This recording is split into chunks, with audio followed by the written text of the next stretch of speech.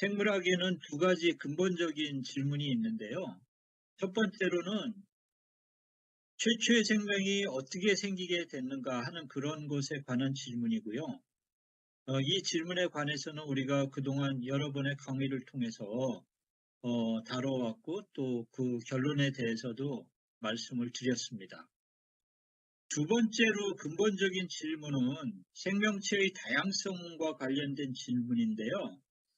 여러분도 잘 아시겠지만 우리 주위를 둘러보면 너무나 다양한 형태의 생명체들이 존재하잖아요.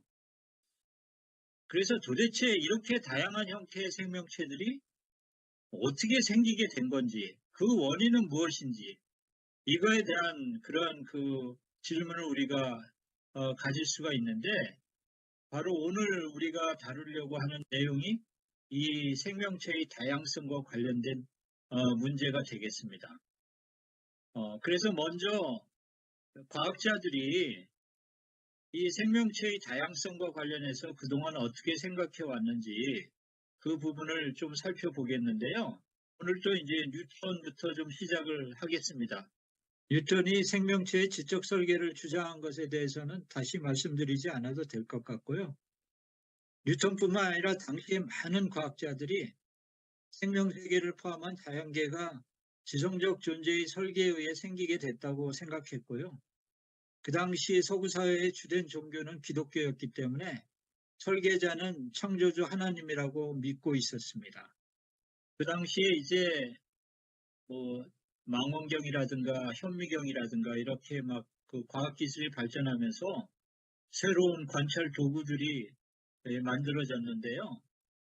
예를 들면 현미경을 통해서 바라본 그 자연 세계는 그 전까지 알고 있었던 모습과는 너무나 다른 정교하고도 예술적인 그런 모습들을 보여주고 있었기 때문에 이러한 그 자연에 대한 관찰은 그들이 믿고 있었던 그 하나님에 의한 설계와 창조를 더욱더 강화시켜 줄 수 있었다라는 것이죠. 그래서 당시에 유명한 박물학자였던 지금으로는 생물학자라고 얘기할 수 있겠습니다만은 잔 레이 같은 사람은 그가 관찰한 그 자연의 또 생물체의 그 세계를 이제 논문으로 이제 썼는데 그 논문의 제목을 보면은 이 잔 레이가 어떻게 이 자연계를 바라보고 있었는지를 이제 우리가 금방 알 수 있을 정도로 당시에는 이 자연이 하나님의 창조물로서 하나님의 지혜를 나타내고 있다라고 이렇게 많은 과학자들이 바라보고 있었다라는 것입니다. 잔 레이의 이 논문 이름이 The Wisdom of God Manifested in the Works of the Creation이거든요. 우리말로 번역하면 창조의 작품 속에 나타난 하나님의 지혜, 이런 제목이 될 텐데요. 그래서 이제 이때는 주도적인 그런 그 견해가 이 생명세계 그리고 자연계가 하나님의 설계와 창조에 의해서 만들어진 것이다 라는 것이었다라는 거죠. 그런데 이런 생명체에 대한 지적 설계 관점은 19세기 후반 찰스 다윈이 진화론을 발표하면서 바뀌게 되는데요. 다윈은 1859년 출간된 종의 기원에서 현재 우리가 보고 있는 다양한 생명체의 형태가 지적 설계가 아니라 자연적인 진화의 과정으로 나타난 것이라고 주장했습니다. 다윈은 생명체의 역사를 여기 그림에 나와 있는 것과 같은 많은 가지를 가진 나무로 생각을 했는데요. 이 나무에서 뿌리에 해당하는 공통 조상으로부터 시작해서 오랜 시간의 진화를 거쳐서 다양한 형태의 생명체가 나오게 됐다고 주장했습니다. 결국 19세기 후반 다윈의 진화론이 학계에서 주류 이론으로 받아들여지면서 진화론이 지적 설계론을 밀어내고 생물학의 새로운 패러다임으로 자리를 잡게 된 것입니다. 그런데 다윈이 종의 기원을 저술하면서 가졌던 한 가지 의문이 있었는데요. 다윈의 이론에 의하면은 당시 삼엽충이 발견됐던 캄브리아기 지층의 그 아래층에는 이런 그 동물의 조상 화석이 발견돼야 되는데 그런 것들이 발견되지 않았거든요. 다윈은 종이기원에서 이런 조상 화석의 부재가 그의 이론에 제기하는 문제점을 인정을 했습니다. 그렇지만은 그 당시로서는 화석이 충분히 발굴되지 않았다라고 생각했었고요. 또 어떤 이들은 조상들이 너무 몸체가 부드러워서 화석으로 보존될 수 없었다라고 또 생각을 해서 이것이 진화론 자체에 심각한 문제를 제기한다고는 생각하지 않았습니다. 그런데 이제 20세기 들어와서 이 캄브리아기 화석에 대한 많은 발굴이 이루어졌는데요. 이 새로운 발굴들이 과연 다윈이 가졌던 의문을 해소시켜 줬을까요? 두 번의 큰 발굴이 있었는데요.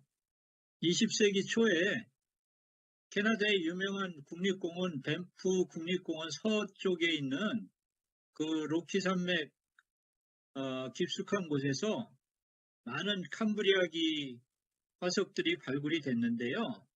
아마 밴프 국립공원이라고 가보신 분들도 계실지도 모르겠고 아주 그 아름다운 레이크 루이스라는 그런 호수가 있는 아주 유명한 그런 관광지인데요.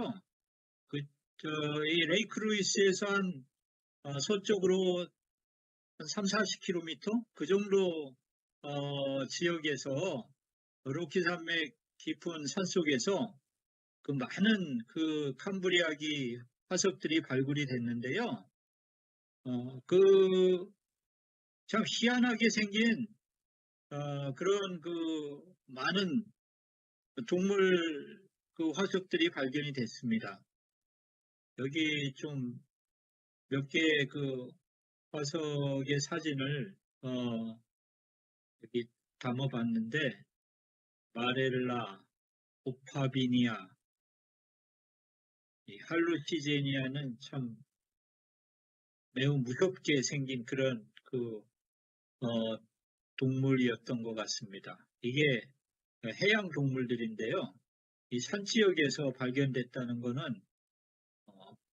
그동안의 지구의 역사에서 큰 어떤 그 지표면에 또 지각의 어떤 변화가 있었다라는 것을 이제 좀 가르쳐 주는데요. 어찌됐든 이런 그 많은 캄브리아기 화석들이 이제 버제스 셰일에서 발견이 됐는데 이제 중요한 거는 이 화석들이 발견된 지층의 그 아래에서는 역시 그 조상 화석들이 발견되지 않았다는 거거든요. 나아가서 20세기 후반에 그 중국 곤명의 남쪽에 있는 마오찬산이라는 데서 화석들이 발견이 됐는데요. 여기서도 역시 조상이 그 아래 지층에서 발견되지 않았고요. 그 다음에 더욱더 중요한 건 여기 나타난 해면 배와 같이 아주 부드러운 그런 그 몸체를 가진 생명체도 화석으로 보존됐다는 것이 발견된 것입니다.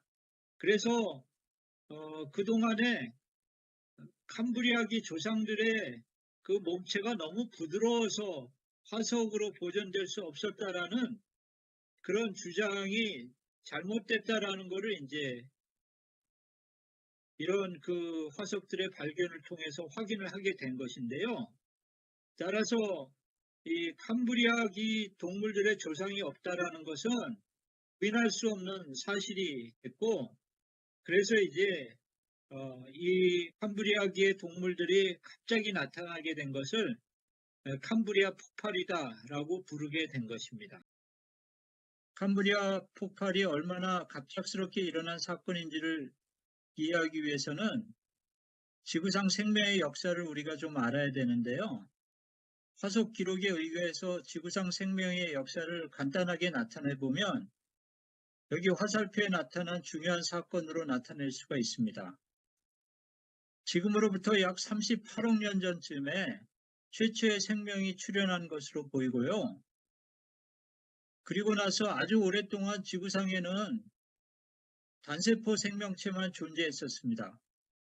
그러다가 지금으로부터 약 5억 6천만 년 전쯤에 최초의 다세포 생명체가 출현한 것으로 보이는데요. 주목할 것은 그러고 나서 얼마 안 있다가, 그러니까 지금으로부터 약 5억 3천만 년 전쯤에 동물 생명의 캄브리아 폭발이 시작된다는 것입니다. 폭발 기간은 1000만 년도 안 되고요. 특히 다양한 형태의 동물들이 쏟아져 나오는 핵심적 폭발 기간은 5, 600만 년 정도로 알려져 있는데요. 캄브리아 폭발 기간 동안 무려 20가지의 문에 해당하는 새로운 동물 형태들이 출현합니다. 문이라는 것은 동물들을 분류하는 큰 범주인데요. 예를 들면 캄브리아기 때 최초로 나타난 석색동물문은 그 하부문으로 척추동물들을 포함합니다. 지질학적 규모로 봤을 때 매우 짧은 시간인 1000만 년도 안 되는 기간 동안에 20가지 문에 해당하는 새로운 동물 형태들이 나타났다는 것은 무엇을 의미하는 걸까요? 캄브리아 폭발의 생물학적 의미를 알기 위해서는 하등생물과 고등생물의 차이를 좀 알아야 되는데요. 여기 아래에 나와 있는 원생생물 같은 하등생명체에서 위에 나와 있는 척색동물과 같은 고등생명체로 올라갈수록 조직이나 기관을 만들기 위해서 새로운 유형의 세포가 필요하게 됩니다. 그런데 이런 새로운 유형의 세포들은 일반적으로 새로운 단백질들을 필요로 하기 때문에 이러한 새로운 생명체들이 출현했다는 것은 많은 새로운 단백질들이 만들어졌다는 것을 의미하고, 그것은 또다시 DNA에 있어서의 유전 정보가 폭발적으로 증가했다는 것을 의미합니다. 과학자들의 연구에 의하면 캄브리아기 이전에 존재했던 하등 생명체, 예를 들면 단세포 생명체나 또는 해면과 같은 그런 원시적인 다세포 생명체에 비해서 캄브리아기 때 나타났던 고등 생명체들은 그 유전 정보의 차이에 있어서 엄청난 차이를 보여주는 것으로 알려지고 있고요. 따라서 캄브리아 폭발은 새로운 동물 형태의 폭발일 뿐만 아니라 그것은 단백질과 DNA가 폭발적으로 증가했다는 것을 의미하고, 이것은 즉 생물학적 정보가 폭발적으로 증가했다는 것을 의미하는 것입니다. 그렇다면 이런 폭발적인 정보의 증가 또는 새로운 DNA의 형성이 과연 자연적인 과정으로 가능할까요? 캄브리아기 이전에 비해 수백 배 또는 수천 배 유전 정보가 증가하는 것이 우연히 일어나는 돌연변이에 의해 가능할까요? 최근의 연구에 의하면 기존의 단백질이 돌연변이에 의해서 새로운 단백질을 형성할 가능성은 극히 희박한 것으로 밝혀졌고요. 따라서 캄브리아 동물들이 필요했던 다양한 종류의 수많은 단백질들이 돌연변이에 의해서 생성됐을 가능성은 실제적으로 없다고 봐야 할 것입니다.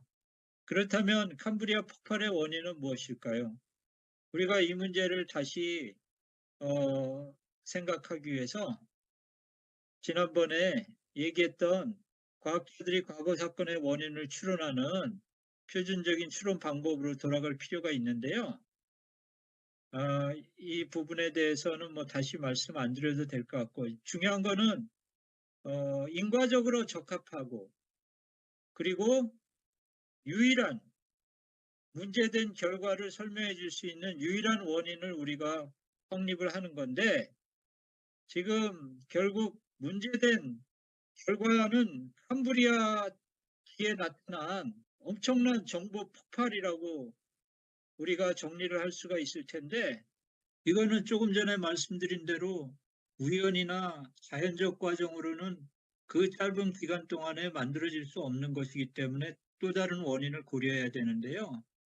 지난번 최초 생명의 원인에 대해서 추론할 때 복잡하고 특정화된 정보에 대한 지적 설계의 유일한 인과적 적합성을 상기하신다면 캄브리아 정보 폭발에 대한 원인 역시 지적 설계라는 것이 명확해질 것입니다.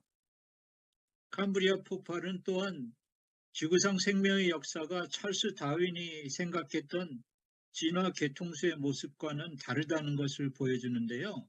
다윈은 지구상 생명의 역사를 여기 그림의 뿌리로 나타내진 공통조상으로부터 시작해서 오랜 시간의 진화를 거쳐 현재의 다양한 생명체가 나오게 됐다라고 생각했는데요. 그렇지만 캄브리아 화석 기록을 통해서 본 생명체의 변화 역사는 다윈이 생각했던 단일 계통 패턴이 아니고 다계통 패턴을 보여줍니다. 즉, 처음부터 상이한 여러 형태의 생명체들이 존재했고 이후 소규모 변이를 통해 현재의 모습에 이르게 됐다는 것을 보여줍니다. 이 그림에서 위의 것은 다윈이 생각했던 단일 계통 패턴, 아래 것은 화석 기록이 보여주는 다계통 패턴을 간단히 나타낸 것입니다. 결국 진화론은 생물학의 근본적인 두 가지 질문에 대해서 설명을 하지 못하는 건데요.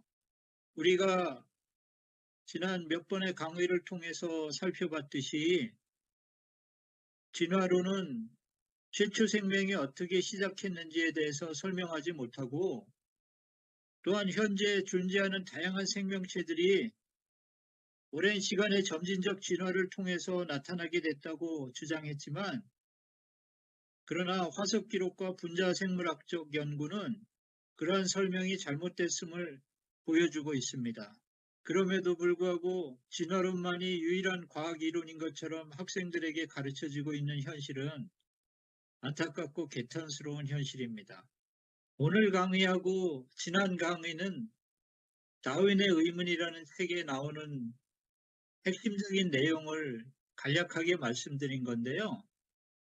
이 다윈의 의문이라는 책은 2013년에 출간됐는데요. 영어로는 다윈스 다우트죠. 그 출간될 때부터 뉴욕 타임스 베스트셀러 리스트에 올랐고요. 그 후에도 아마존에서 여러 번 그 관련 분야 베스트셀러로서 많은 관심을 받은 책입니다. 지금 10년이 지났지만은 여전히 스테디셀러로 많은 관심을 받고 있는 책인 것 같습니다.